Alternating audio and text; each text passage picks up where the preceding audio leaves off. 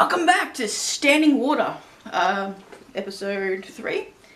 This is going to be a bit of a dark episode, so at the end of the episode, and probably in the descriptions, I'll put kids' helplines and all that fun stuff. So, it's going to be a bit of a dark subject. There's a lot to this subject, so I'm only going to pick my favourite things.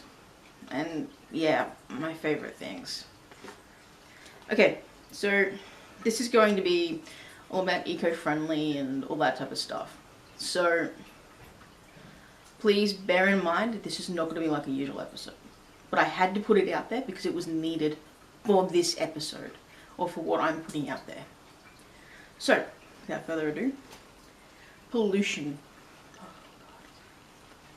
What is pollution? So, pollutions are basically the toxins going into the environment through a myriad of ways. So, I'll put somewhere along here a list of things that actually count as toxins. But here are about 4 or 5 of them that I personally have gone into. So, well, personally found interesting to be called toxins and things being put into. Visual. Seriously, I had no idea that, visual stuff can be considered, but again, building massive skyscrapers counts as a visual toxin.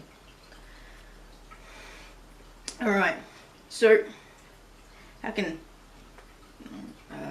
going tiny solve pollution? Basically, use less materials to build a smaller home. Unless building waste, of course, means not as much building waste goes out there. Smaller dwelling can produce, again, less pollution than a conventional dwelling. Now,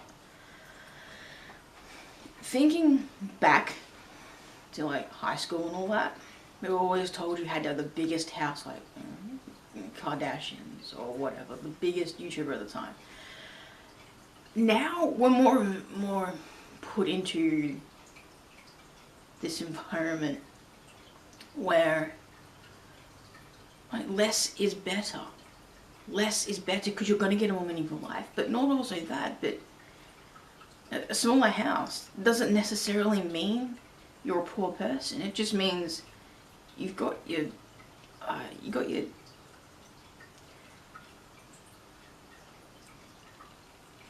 Sorry, there's someone going into the backyard. You got your priorities put out into different areas. You don't care what your habitation is. You just care if you've got a bed and 4 walls around you, which I think is a good thing. Okay, got off a tangent there.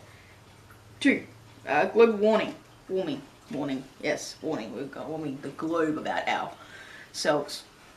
Okay, global warming. What, of course, is global warming? And what causes it and what it is. Global warming is basically the Earth's rising temperature. That's not necessarily a good thing, We don't want to drown, we don't want to burn, so yeah. It happens by the CO2 getting into the air from everyday things. Too much can lead to, of course, higher temperatures and all that fun stuff. What makes global warming so bad for humans? So, in going for global warming, I found that there was a lot of stuff a lot of information out there for what it does to humans, and I found it very terrifying, actually. Almost fear-mongering, but it was interesting, so I'm going to put that in now. By the constant changing of air temperature, we could not accurately chart weather, so things for farming, scientific research, and just the basic, so an air pressure as well. So certain animals, of course, leave for the winter, come back in the autumn or the spring or whatever, and if they can't chart it, it's all to do with patterns and all that. So yeah, Humans' health could be affected as well. We could see higher cases of respiratory problems, asthma and lymphoma and that type of stuff. Brain swelling and constant dehydration. That sounds fun on the other end of the scale. Disappearing and expanding land masses. So,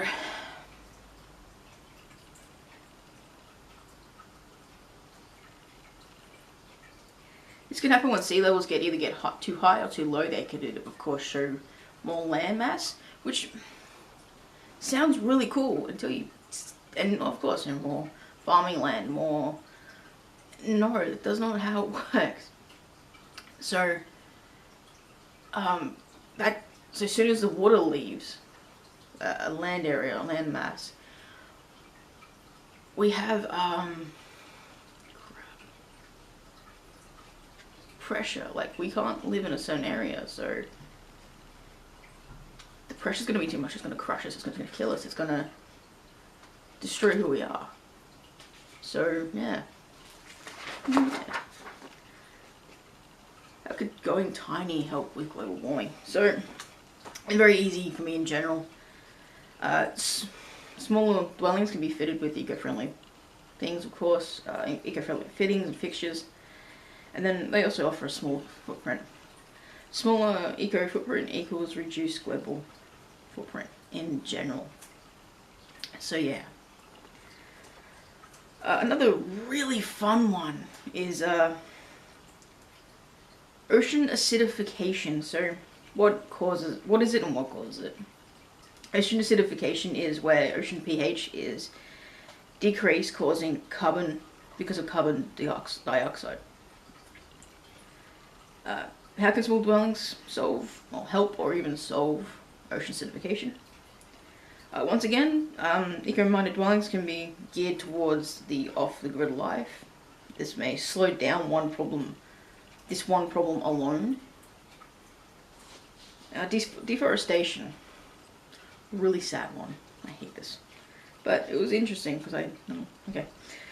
What causes it? What is it? So, cutting down and clearing of land for many different reasons. This could be caused by greed, human growth, and farming.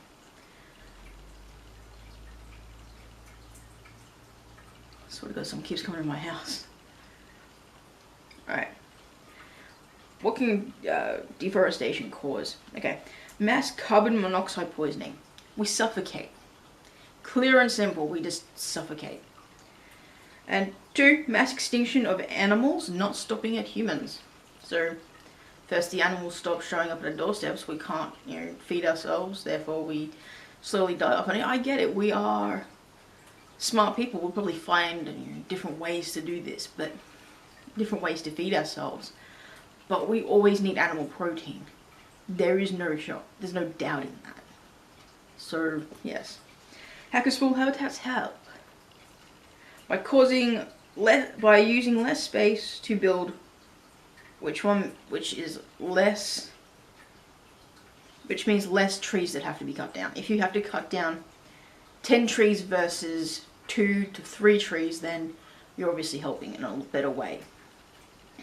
By using second-hand materials or sustainable wood from trees grown that come from appropriately sustainable building depots. And something I've seen in recent years are these forests that are deliberately grown for housing. They're grown, if you go to wait 40, 50 years, and there's mass amounts of it. So what they do is they cut that down and they plant another series of trees.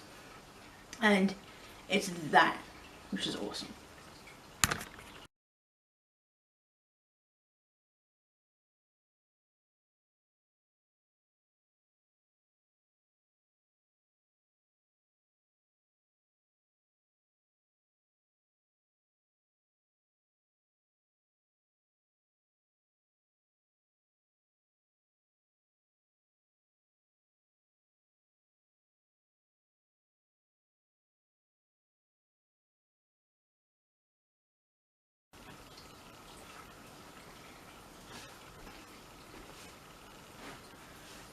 Okay, and so after that little interview, okay, if you're not living, or if you have no idea, if you don't want to live in a tiny house or small environment, or plan to live in a tiny house / van home, there are more eco-friendly ways to live. You want to be greener, more eco-friendly, you want to, well, here's my top 5. Simple, top 5. There are amazing, simple to understand, but I'll break it down. Stop buying halves of fruit and veg. Most of the fruit and veg comes wrapped in plastic, and over the year this can build up both in landfills and environments. Plus, also, the fruit and veg doesn't last long when it's being cut open and wrapped up because oxygen has already gotten into it. So yeah, number 2, bulk buy. Less plastic, less wasted fuel, and less greenhouse gases that are made. And it's something I didn't put down, but usually bring your own containers to it, so your own jars and all that, and you pay for the item or the amount that you're going to use. Make your own products, soap and containers, that type of thing. Less plastic can be very fun and therapeutic, especially working with clay. So yeah, use a bar of soap instead of plastic bottles. Most liquid soap bottles aren't biodegradable by any means. They don't break down as fast, and something that's put into biodegradable packaging.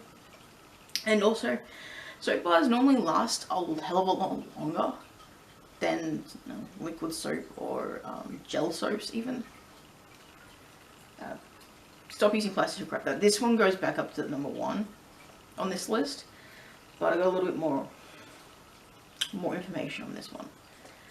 Plastic wrap takes about 1,000 years to break down. It used to when I last had a look. Turtles can mistake it for jellyfish and ingest it, causing very serious gut and stomach problems, or even death. And at the moment, the world's turtles are actually, yeah. And it's not just turtles as well. Apparently sharks can also accidentally ingest it when they've eaten the turtle, or they've eaten a fish that has ingested this. There's also another thing as well, microplastics. We're filled up with microplastics. There is no doubting that. From the food we eat to what we stand in. Even this, I accept there, like even this t-shirt, I accept there is plastic in there. So these microplastics can also destroy gut bacteria and all this for fish. And there is a lot of it. So yes. What can we use instead of plastic? Well, easy. Paper and jars. So glass jars and paper packaging. Even baking paper. That was fun to learn. So you wrap up your lunch in baking paper, then put it into a paper bag. And then, voila. Okay. As one can see, there are so many ways that tiny homes and vans can change the environment for the better.